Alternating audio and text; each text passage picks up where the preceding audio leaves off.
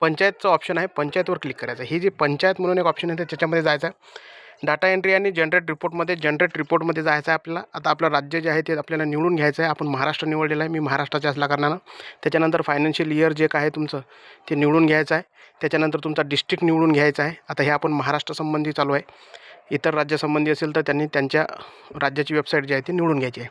याच्यामध्ये तुम्हाला डिस्ट्रिक्ट निवडलेला आहे, तुमची तालुका निवडलेला आहे आणि तुमची ग्रामपंचायत निवडायची. आता इथं तुमची कोणतीही ग्रामपंचायत तालुक्यामध्ये तुम्ही निवडू शकता, तुमची जे असेल ते. ठीक आहे, माझी ग्रामपंचायत मी निवडतो आणि प्रोसीडवर क्लिक करतो. प्रोसीडवर क्लिक केल्यानंतर तुम्ही बघू शकता अशा प्रकारचं ऑप्शन येते. पहिल्याच नंबरमध्ये जॉब कार्ड आणि रजिस्ट्रेशनचं ऑप्शन आहे.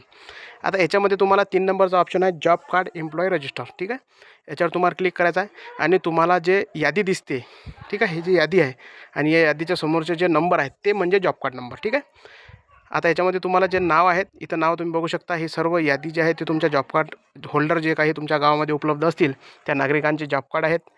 त्याच्यानंतर त्याच्या बाजूनं हा जो निळ्या रंगामध्ये जो जॉब कार्ड नंबर दिलेला आहे म्हणजेच हा तुमचा जॉब कार्ड आहे. ठीक आहे, आणि हा जॉब कार्ड जसा दिलेला आहे तसाच प्रकारचा नंबर एकदम A to Z कॉपी करून जसाच्या तसा त्याच्यामध्ये टाकायचा आहे. तुम्ही डायरेक्टली शेवटचा नंबर टाकू शकत नाही किंवा याच्यामधला कोणत्याही प्रकारचा एखादा टॅब जर चुकला किंवा एखादा आकडा जर चुकला तर तुमचं जॉब कार्ड जे आहे ते